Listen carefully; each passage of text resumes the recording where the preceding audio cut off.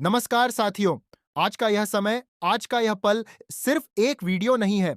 यह आपसे सीधी बातचीत है। ये आपकी उस बेचैनी का जवाब ढूंढने की कोशिश है जो हर रात चुपचाप आपके मन में उठती है। वह सवाल जो आप किसी से पूछ नहीं पाते लेकिन खुद से रोज पूछते हैं। अगर आपने अभी तक हमारे चैनल को सब्सक्राइब नहीं किया है तो निवेदन है कि पेंशन से जुड़ी हर जरूरी और सच्ची जानकारी पाने के लिए चैनल को सब्सक्राइब करें और बेल आइकन दबाएं ताकि कोई भी अपडेट आपसे छूट न जाए। साथियों, आज हम उसी विषय पर बात कर रहे हैं जो आपके दिल के सबसे करीब है। वही सवाल, वही पीड़ा, वही उम्मीद। क्या हमारी पेंशन कभी बढ़ेगी? क्या हमें भी सम्मान के साथ जीने का अधिकार मिलेगा? आपने अपने जीवन के सबसे अच्छे साल इस देश और अपनी संस्था को दिए। जब शरीर में ताकत थी, जब सपने बड़े थे, तब आपने काम को चुना। उस समय आपने कभी यह नहीं सोचा था कि एक दिन पेंशन नाम की चीज आपके लिए चिंता का कारण बन जाएगी। आज जब उम्र ढल चुकी है, शरीर जवाब देने लगा है, दवाइयों का खर्च बढ़ता जा रहा है, तब 1000 या 1500 की पेंशन उस त्याग का सही मूल्य नहीं लगती। बाहर से आप मजबूत दिखते हैं, लेकिन अंदर कहीं ना कहीं एक चुभन रह जाती है। बच्चों के सामने मजबूरी नहीं दिखा पाते, समाज के सामने शिकायत नहीं करते, लेकिन अकेले में वही सवाल लौट कर आता है, क्या हमने कोई गलती की थी? इसीलिए आज का यह वीडियो कोई साधारण खबर नहीं है। यह आपके मन की आवाज को शब्द देने का प्रयास है। इसलिए मैं आपसे निवेदन करता हूं कि वीडियो को बीच में छोड़कर न जाएं। हर वाक्य, हर बात आपके भविष्य से जुड़ी हुई है। ईपीएस 95 की कहानी बहुत पुरानी है, लेकिन इसकी पीड़ा आज भी उतनी ही ताजा है। जब यह योजना शुरू हुई थी, तब इसे सुरक्षा का सहारा बताया गया था। यह कहा गया था कि रिटायरमेंट के बाद आपको चिंता नहीं करनी पड़ेगी, लेकिन समय के साथ सच्चाई कुछ और ही निकली। पेंशन इतनी कम रह गई कि रोजमर्रा की जरूरतें भी बोझ लगने लगीं। दवा की दुकान पर खड़े होकर बिल देखते समय मन भारी हो जाता था। कभी गुस्सा आता था, कभी आंखें भर आती थीं। फिर शुरू हुआ संघर्ष, लंबा थका देने वाला संघर्ष। याचिकाएं, तारीखें, आदेश और फिर इंतजार। हो सकता है आप खुद कोर्ट न गए हो, लेकिन हर फैसले पर आपकी नजर थी, क्योंकि जो फैसला अदालत में होता था उसका असर सीधे आपके घर की रसोई पर पड़ता था। 4 नवंबर 2012 की तारीख आज भी कई पेंशन धारकों के दिल में दर्ज है। उस दिन सर्वोच्च न्यायालय ने वेतन सीमा को लेकर एक महत्वपूर्ण फैसला सुनाया। उस दिन लगा कि शायद अब कुछ बदलेगा, शायद अब पेंशन का गणित इंसाफ के करीब पहुंचेगा। लेकिन फैसला आना और उसका असर जमीन पर दिखना, ये दोनों अलग बातें होती हैं। अलग अलग व्याख्याएं आईं, नए नियम बने, नए परिपत्र निकले और फिर नई याचिकाएं दायर हुईं। पेंशन धारक एक ऐसी उलझन में फंस गया जहां आदेश तो था लेकिन समाधान नहीं। समय बीतता गया, साल दर साल, और दुख की बात यह रही कि कई साथी इसी इंतजार में दुनिया से चले गए। जिन्होंने संघर्ष शुरू किया, वे उसका फल नहीं देख पाए। यह सोच दिल को भारी कर देती है, लेकिन उनका संघर्ष व्यर्थ नहीं गया। उन्हीं की आवाज की वजह से आज यह मामला फिर से पूरी गंभीरता के साथ सर्वोच्च न्यायालय के सामने आया। हाल ही में अदालत ने ईपीएस 95 से जुड़ी कई याचिकाओं को एक साथ सुनने का निर्णय लिया।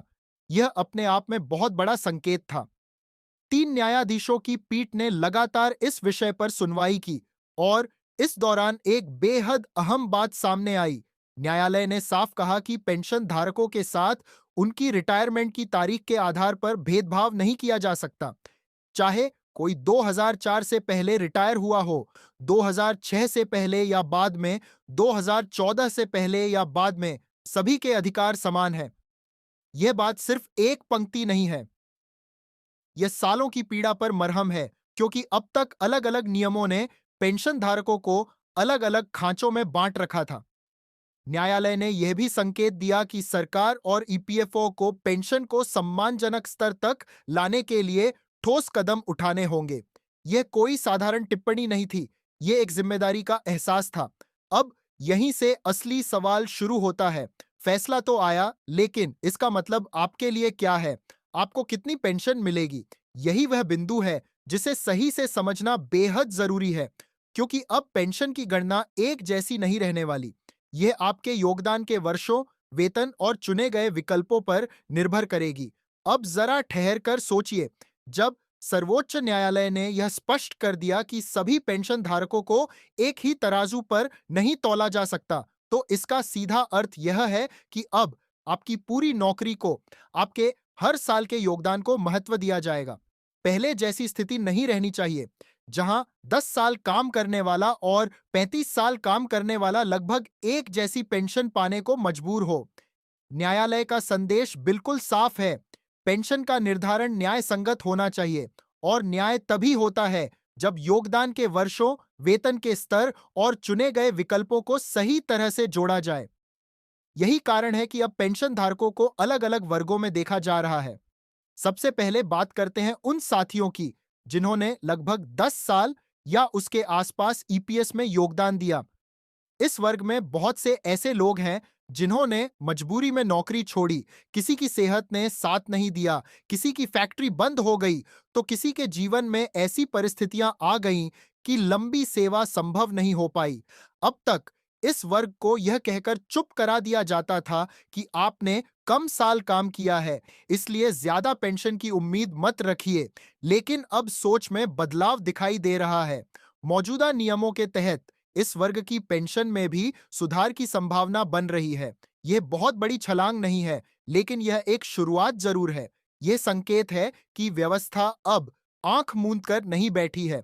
लेकिन यहां एक बात बहुत साफ समझनी जरूरी है, यह पेंशन किसी अनुमान या अफवाह के आधार पर नहीं तय होगी। इसके पीछे एक निश्चित गणना होगी। इसलिए अगर कोई यह दावा करे कि सभी को एक झटके में बहुत बड़ी पेंशन मिलने वाली है, तो आपको सतर्क रहना चाहिए। सच धीरे धीरे सामने आता है, चरणबद्ध तरीके से। अब आते हैं उस वर्ग पर जिसमें सबसे ज्यादा पेंशन धारक आते हैं, यानी वे लोग जिन्होंने 15 साल से लेकर 25 साल तक योगदान दिया है।